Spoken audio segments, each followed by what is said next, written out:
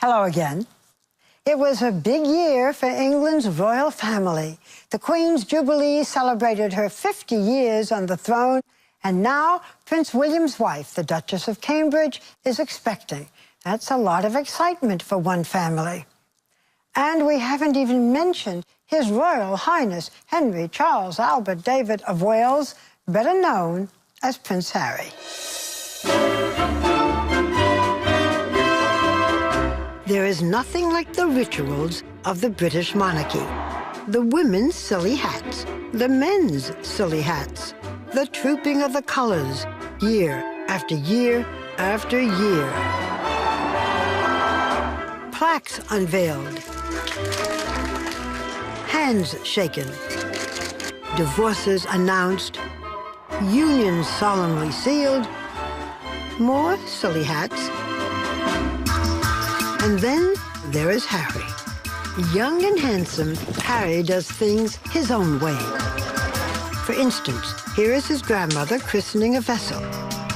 And here's Harry doing it. Here's William's last visit to America. Here's Harry's. Since childhood, Harry has been ignoring royal protocol. As a little boy, he had his own style of dealing with the press. He got caught drinking and smoking as a teen, was filmed moving his stuff out of school with a, is that a garbage bag?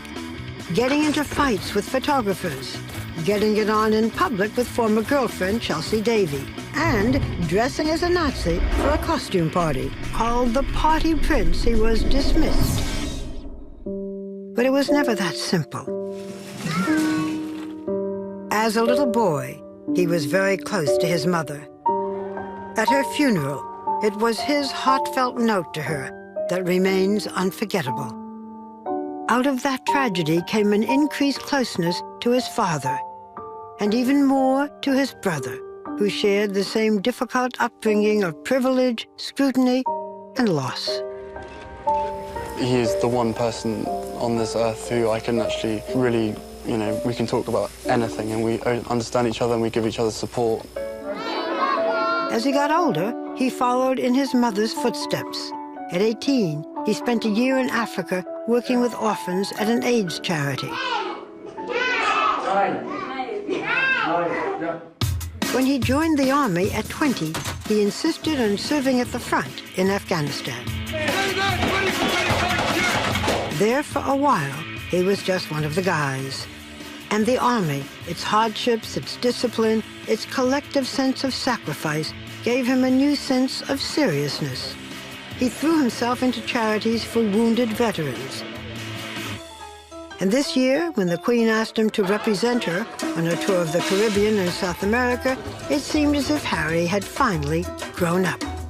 When it became clear that I was to represent my grandmother in Belize, my heart leapt, for a good reason. He was responsible, but with a twinkle. At the noisy corner here. Bit more noise on this side, please.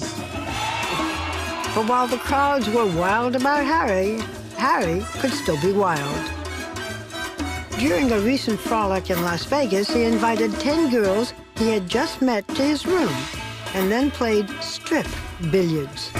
But this time, among his subjects, there was mostly laughter and acceptance. Quite frankly, he can do no wrong. Really, there's something just irresistible about Harry.